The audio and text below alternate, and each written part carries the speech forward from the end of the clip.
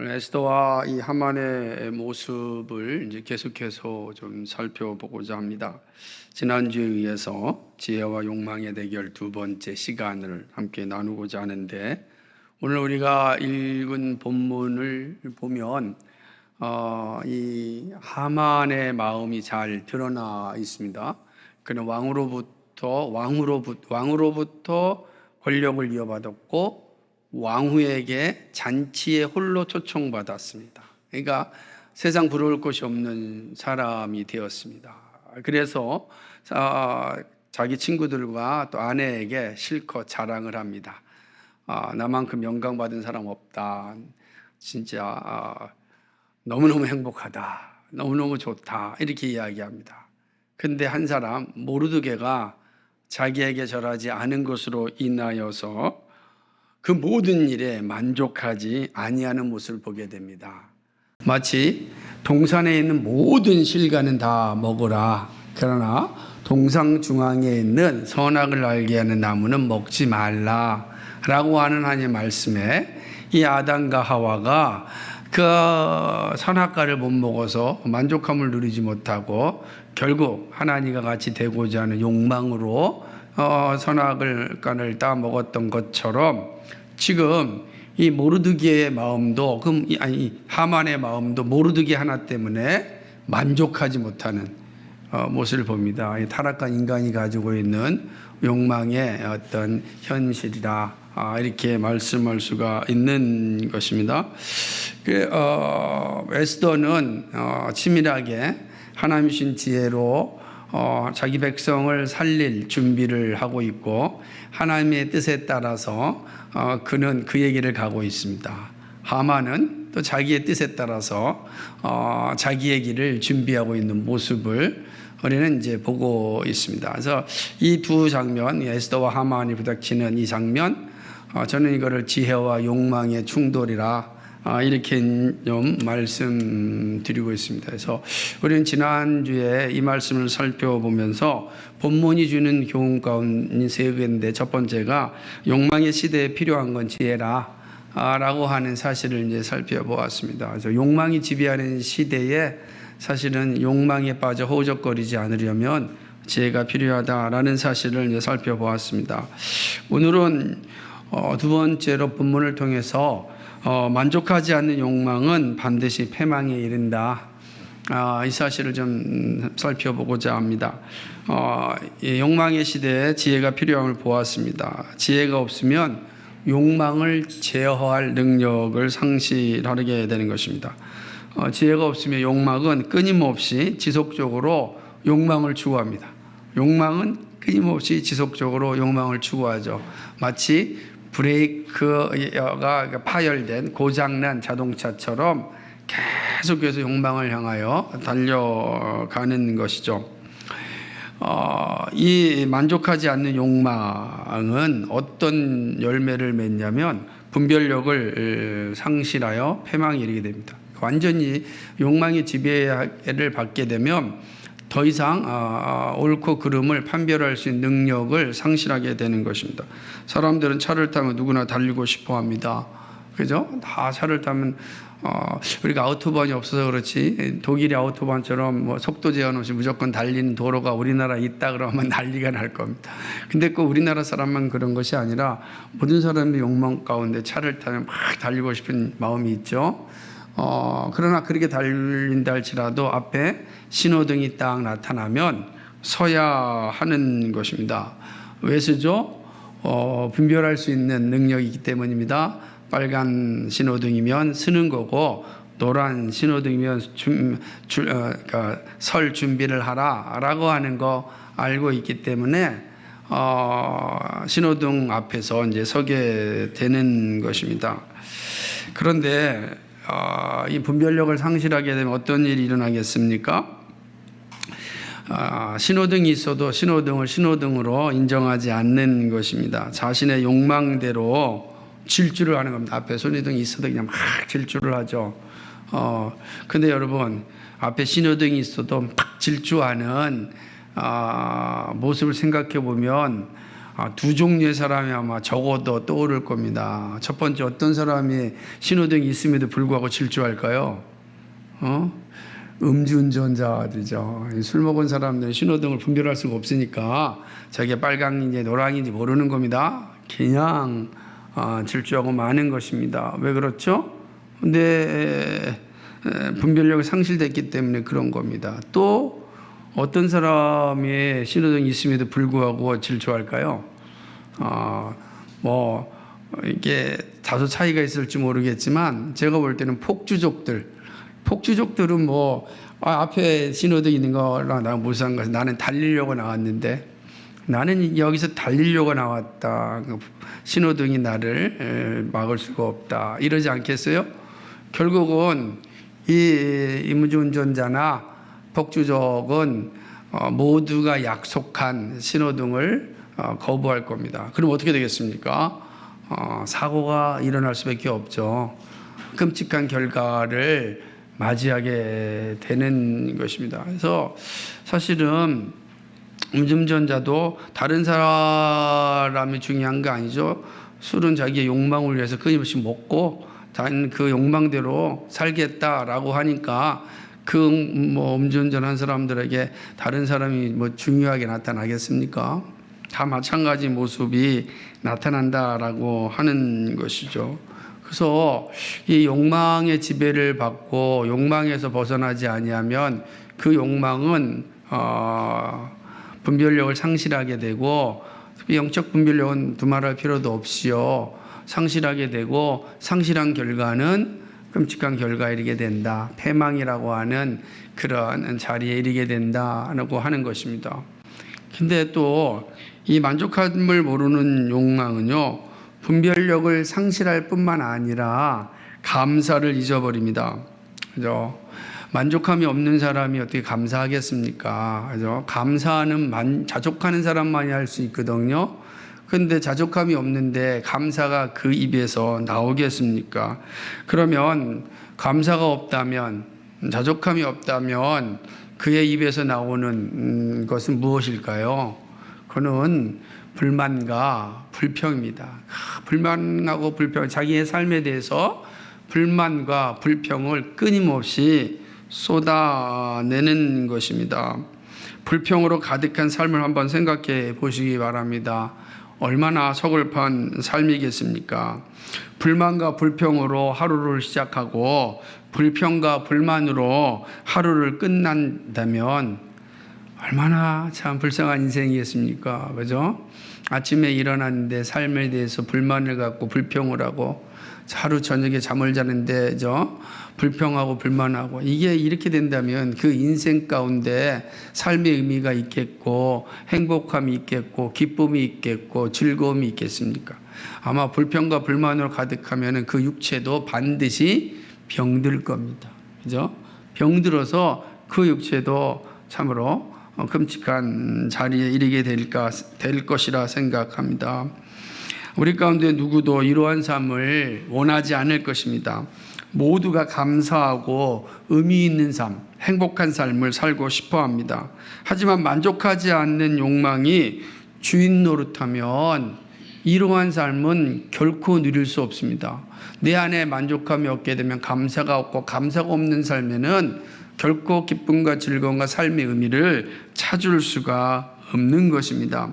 감사가 사라지면 불평이 반드시 지배하게 됩니다. 불평이 우리의 삶을 지배하게 되면 반드시 패망하는 자리에 이르게 되는 거죠. 예외가 없는 겁니다. 자기 삶에 대해서 계속해서 불평하고 불만을 갖고, 그리고 그 삶에 대해서 원망하기 시작하면 절망의 자리에 이르게 될 수밖에 없습니다. 그런데 이 욕망이라는 게 한순간에 사라지는 게 아닙니다. 그죠? 정말 끈질기기 때문에 이 욕망과의 싸움은 일생 동안 이루어집니다.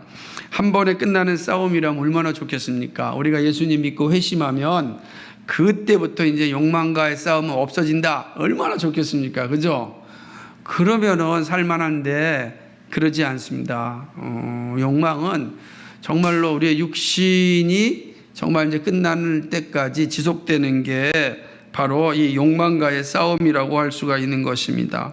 이 싸움이 멈추는 것이 아닙니다. 그죠? 더군다나 예수님 믿음에 대한 확신이 있으면, 내가 예수 믿음에 확신이 있으면 이 싸움도 격렬하게 일어납니다. 이 싸움도 격렬하게 일어난다고요.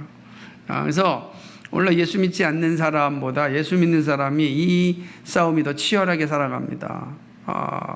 그래서 왜냐하면 예수 믿지 않는 사람들은 본질적으로 욕망을 추구하니까 끊임없이 욕망을 추구하며 그 욕망 가운데 있다가 욕망을 누리지 못하면 그냥 모든 걸 포기하고 마는 자리에 이르겠지만, 그리스도인들은 그렇게 살지 않지 않습니까?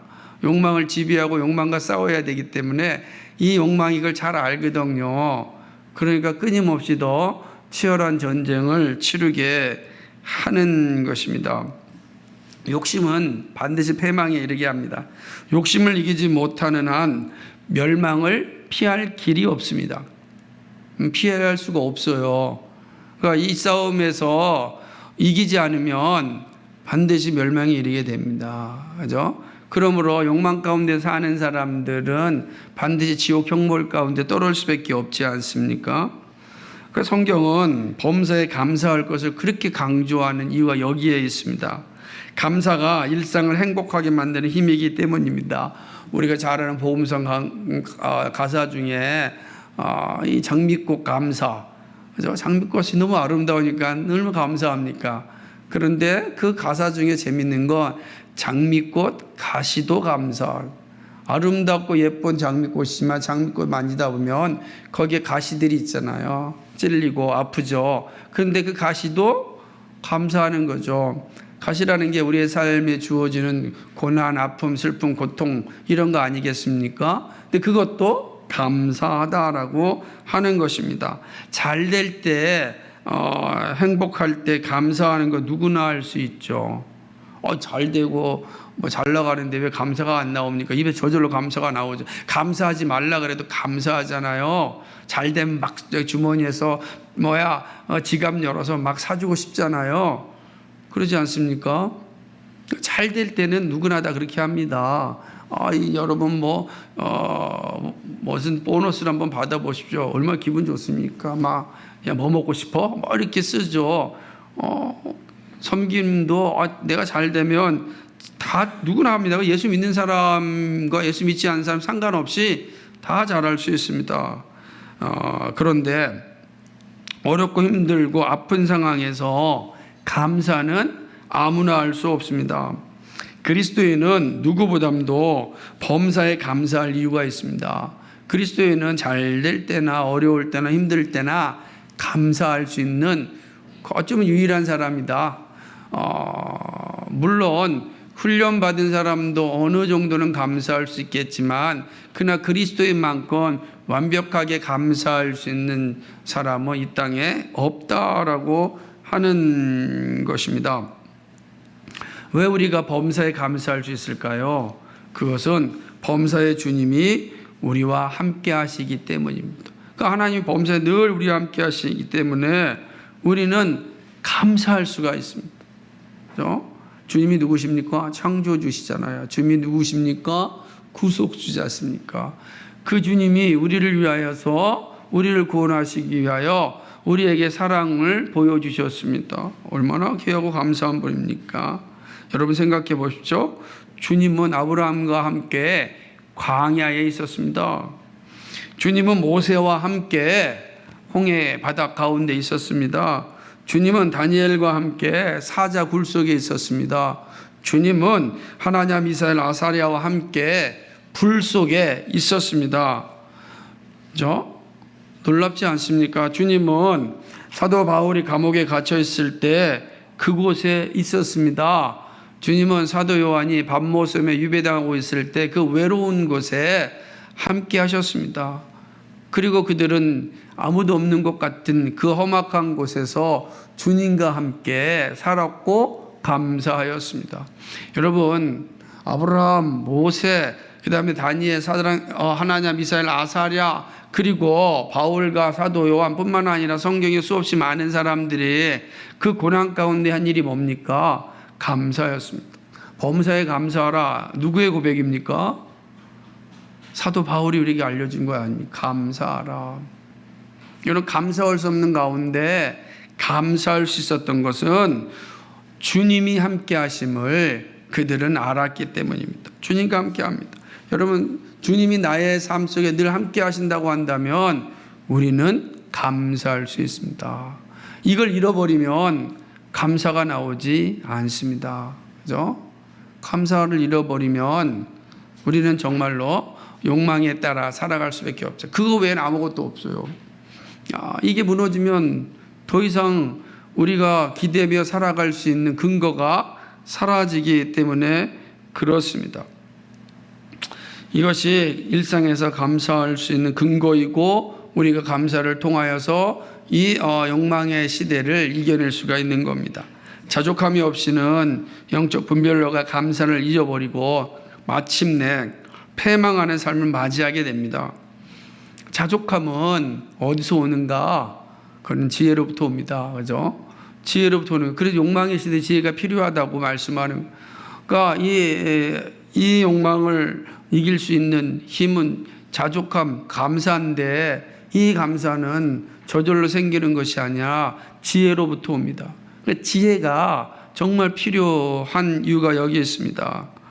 그런데 문제는 이 지혜가 무엇인가라고 하는 거죠. 지혜는 어디서부터 오는 걸까요? 여기서 자연스럽게 세 번째 내용으로 넘어갑니다. 세 번째로 지혜의 근본은 예수 그리스도입니다. 욕망의 시대의 지혜가 절대적으로 필요함을 보았습니다. 지혜가 없으면 욕망은 자기 억제를 못합니다. 영적 분별력이 사라지고 오직 자신만을 위하여 인생을 허비합니다.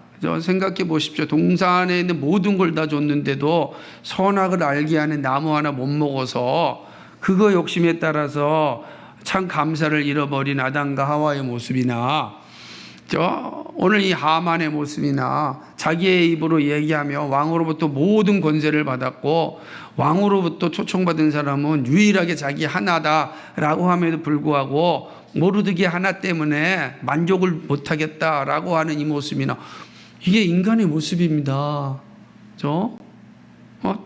이게 탐욕이라고요. 모든 걸 다 갖춰야만 비로소 나는 만족하겠다. 이런 사람에게 조금 어려움이 오고 힘듦이 오고 아픔이 오면 어떤 모습이 나타나겠습니까? 그냥 불평하고 불만하고 원망하는 거 아니겠습니까? 욥의 아내처럼 정말 그냥 하나님 원망하고 죽어라 라고 이야기하지 않겠습니까? 그럴 수밖에 없는 거예요. 그러니까 그 고통이 물론 너무너무 심하기 때문에 그러한 상황까지도 이르게 됐다라는 거 우리는 사실은 이해합니다. 하지만 우리의 일생 속에서 감사라고 하는 게 아무 때나 일상 가운데 늘 나타나야 되는데 이게 뭐 늘 잘 될 때만 나오고 어려울 때는 원망한다면 예수 믿음이 무슨 의미가 있겠는가? 왜 그러냐면 예수님이 우리에게 참된 지혜의 근본이신데 그렇다면 우리 안에 예수 그리스도가 살아있지 않아서 우리의 입술을 통해 우리의 삶을 통하여 감사가 나오지 않는 건 아닌가? 오히려 욕망에 지배를 받고 있지 않는가 생각해 봐야 되는 거죠. 여러분, 감사가 사라지면 불평과 불만이 삶을 지배하죠. 근데 여러분, 늘 불평해서 행복해질 수 있다면 저는 늘 불평하라고 좀 말하고 싶어요. 그죠? 불평해서 행복해질 수만 있다면 여러분 늘 불평하십시오. 여러분 삶은 늘 불만을 표출하십시오. 그러면 행복해집니다. 이렇게 말하고 싶은데, 그럼 우리가 알다시피 내 삶에 대해서 불평하고 불만한다고 해서 행복해집니까? 오히려 더 영적인 스트레스가 쌓이고 질병으로 다가오는 겁니다. 내 안에 건강하고 아름다운 모습이 나타나지 않는 것입니다. 이 땅에서 하나님과 함께 하는 행복을 누리지 못하는 사람이 죽어서 행복을 누릴 수 있겠습니까? 그러므로 이 땅에서 참된 행복을 누려야 하는 것입니다. 그러려면 헛된 욕망을 죽여야 합니다. 이 헛된 욕망을 죽이는 길은 지혜인데 이 지혜는 예수 그리스도에게 있습니다. 지혜의 근본이 예수 그리스도이기 때문입니다. 잠언 저자는 말하기를 여호와를 경외하는 것이 모든 지혜와 지식의 근본이라 그랬어요. 잠언 1장 7절이죠. 우리 잘 알잖아요. 그죠? 여호와를 경외하는 것이 모든 지혜와 지식의 근본이라 하였습니다. 그런데 사도 바울이 골로새 교회 보내는 편지에서 이렇게 말씀합니다.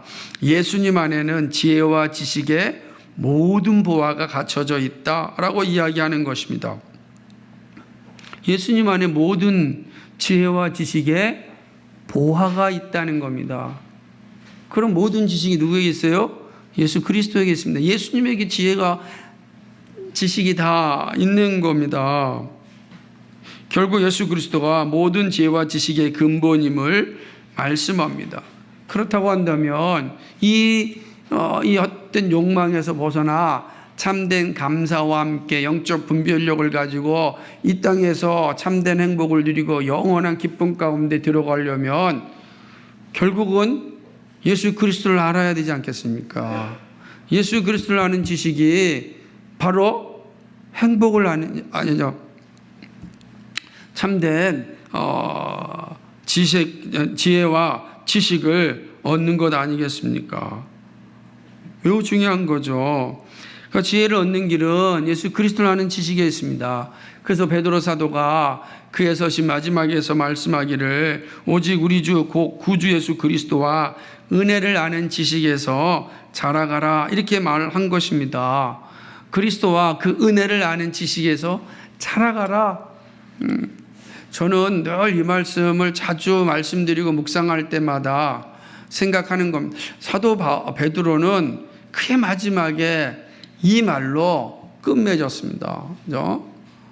정말로 그리스도를 아는 지식에서 살아가는 것, 이것이 얼마나 중요한지 모른다라고 하는 것이죠.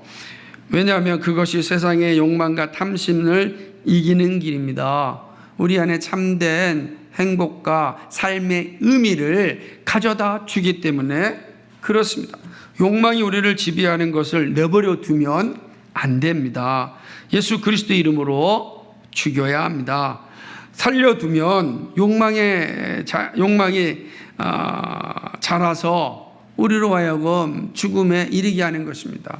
여러분, 이 헛된 욕망이 우리 안에 자리를 잡고 우리를 지배하도록 내버려 두면 안 됩니다. 그러니까 이 욕망이 우리 안에서 자리를 잡고 있는 것을 막으려면 예수 그리스도를 아는 지식이 가장 중요한 거예요. 그러니까 예수 그리스도로 말미암아 우리는 내 안에 스며들어 있는 이 헛된 욕망을 이길 수가 있는 것입니다. 욕망을 채우고 죽음에 이르면 여러분 우리가 무슨 의미가 있겠습니까? 욕망에 따라 살다가 지옥에 떨어지면 무슨 가치가 있겠습니까? 지혜의 근본이신 예수 그리스도를 붙잡아야 합니다. 언제나 믿음의 길에 서야 합니다. 그것이 욕망의 지배에서 벗어나서 참된 행복과 영광과 안식의 자리로 가게 하는 것입니다. 내가 만족함이 없는 것은 그리스도와의 교제에서 멀어졌기 때문이에요. 내가 지식이 부족한 것은 그리스도를 아는 자리에서 멀어졌기 때문입니다. 여러분 정말 그리스도를 아는 자리에 날마다 서 계십니까? 그리스도와 교제하는 자리가 풍성하십니까? 어떻게 우리는 그리스도와 교제하고 그리스도를 알겠습니까? 말씀과 기도하는 것 외에 어떤 길이 있습니까? 그렇죠? 근데 여러분 말씀의 자리에 정말 서 계십니까? 말씀 앞에 늘 묵상하고 말씀이 주는 가르침을 내 심령에 삼으려고 노력하십니까? 기도하십니까? 걸어다니면서 기도하셔야 됩니다. 그죠? 여러분이 어떤 순간에도 작은 것이든 큰이든 기도해야 돼요. 기도가 무너지면 다 무너집니다. 기도가 없으면 욕망이 나를 지배해요. 그래서 기도해야 되는 겁니다. 그런데 의외로 우리가 기도하는 자리가 많지 않습니다. 여러분 따로 떼어내 기도하는 자리도 중요합니다. 일상의 기도 자리도 중요합니다. 여러분 함께 모여 기도하는 자리도 중요해요. 이 기도의 모든 것들에 힘을 써야 됩니다. 그죠? 그럼 말씀과 기도가 할 때 하나님의 은혜가 우리에게 임하는 것입니다. 임하는 거예요. 이게 얼마나 중요한지 모릅니다. 그러면 우리가 하나님 그리스도를 아는 지식에 자라날 수 있고 그 지식이 우리로 하여금 헛된 욕망을 죽일 수 있습니다. 그럼 우리는 다시금 살아나는 영광을 보게 되는 것이죠. 세상을 이길 수 있게 되는 것입니다. 다시 한번 여러분 자신을 돌아보고 예수님을 만나고 아는 일에 내가 정말 더 힘을 쓰고 있는가 살피고 누구보다도 정말 예수님과 교제하는 일에 힘을 쓸 수 있길 바랍니다. 예수님 꼭 만나셔야 됩니다. 늘 그분과 교제하셔야 됩니다. 작은 일이든 큰 일이든 순간순간 생각나면 바로바로 기도하십시오. 바로바로 그 순간. 그럼 그리스도께서 우리에게 말씀하시고 응답하십니다. 말씀을 맺습니다. 하만의 욕망과 에스더의 지혜를 통해서 우리에게 말씀하시는 교훈을 살펴보았습니다. 세상의 욕망은 자신이 승리자라고 착각하게 만듭니다. 보이는 것이 전부라고 생각하기 때문입니다. 그러나 욕망은 분별력도 상실하고 감사도 잊어버리게 하기에 결코 승리자의 자리에 앉을 수 없습니다. 불가능합니다. 착각이죠. 그렇게 보일 뿐이에요. 그러나 결코 그 자리에 앉을 수 없습니다. 반드시 패망의 자리에 이르게 됩니다. 천국의 영광이 아니라 지옥의 영원한 형벌을 맞게 되는 것입니다. 욕망의 지배에서 벗어나서 참된 행복과 만족의 자리에 서는 건 예수 그리스도를 아는 지식에 있습니다. 예수님이 주시는 지혜와 지식과 능력이 세상 욕망을 이기게 합니다. 예수님 안에서 참된 행복을 누리게 됩니다. 그러므로 잠시의 고난과 힘듦에 결코 무릎 꿇으면 안 됩니다. 여러분의 입술로도 거짓되고 헛된 말을 해서는 안 되는 겁니다. 무슨 말인지 아시겠습니까? 여러분의 입술로도 여러분 부정적이고 이런 절망적인 말을 내뱉어서는 안 되는 것입니다. 주님이 나와 함께 하십니다. 그 자리에 나와 함께 계십니다. 항상 기억하십시오. 불 속에서라도 물 속에서라도 주님이 나와 함께 계십니다. 우리가 보지 않습니까? 홍해 바닷속 물 속에서도 주님이 함께 계셨고 질배나 뜨거운 풀무불 속에서도 하나님이 계셨습니다. 차짓한 감옥에서도 하나님이 계셨습니다. 모두가 다 절망이라 소망이 없다 하는 그 순간에도 주님이 거기 함께 계십니다. 이 사실을 잊지 말아야 됩니다. 그게 그리스도를 아는 지식이에요. 그러면 우리가 이 세상과 싸우면서 능히 이길 수 있습니다. 함께 하시면서 구원을 이루시는 주님의 손을 붙잡으시기 바랍니다. 주님은 항상 언제나 어디서나 여러분과 함께 하십니다. 여러분과 함께 하지 않는 시간이 단 1초도 없습니다. 항상 언제나 어디서나 함께 하십니다. 그럼 우리는 항상 언제나 어디서나 기도할 수 있습니다. 주님 만날 수 있습니다. 주님의 도움을 구할 수 있습니다. 이 사실을 꼭 기억하시기 바랍니다. 우리와 함께 하시는 예수님은 나의 주님이십니다. 이 믿음이 우리의 입술을 통해 늘 고백되어지기를 주님의 이름으로 간절히 축복합니다. 기도하겠습니다. 거룩하시고 자비하신 하나님 아버지, 참 고맙고 감사를 드립니다. 하만과 에스더의 이 모습을 통하여서 지혜를 가진 자의 아름다움과 욕망을 가진 자의 참으로 슬픔을 보게 됩니다. 우리 앞에도 늘 이 두 자리가 있습니다. 지혜를 얻고 영원한 만족을 누릴 것인지 욕망을 따라 찰나의 만족을 누릴 것인지 늘 결단해야 됩니다. 우리는 예수 그리스도로 말미암아 하나님의 자녀가 되었습니다. 우리에게 영원한 하나님의 나라가 예비된 거고 그 나라를 상속받을 사람들입니다. 하나님 아버지, 이 사실을 기억하고 우리가 정말 하나님을 아는 일, 그리스도를 아는 지식 가운데 날마다 자라나서 정말로 주님이 주시는 은혜 가운데 살아가는 저희들 될 수 있도록 주여 인도하여 주옵소서. 헛된 욕망에 발목 잡혀 살아가는 것이 아니라 참된 만족을 누리며 자족하는 믿음을 가지고 살아갈 수 있도록 은혜 베풀어 주옵소서. 언제든지 나와 함께 하시는 주님을 기억하고 예수님은 나의 주님임을 날마다 입술로 고백하며 살아가는 우리의 삶이 되게 하여 주옵소서. 우리의 입술에서 나올 고백은 예수님은 나의 주님입니다. 이 사실을 기억하며 이 험악한 세상 가운데 믿음으로 이겨내도록 인도하여 주옵소서. 감사드리며 예수 그리스도의 이름 받들어 기도하옵나이다. 아멘.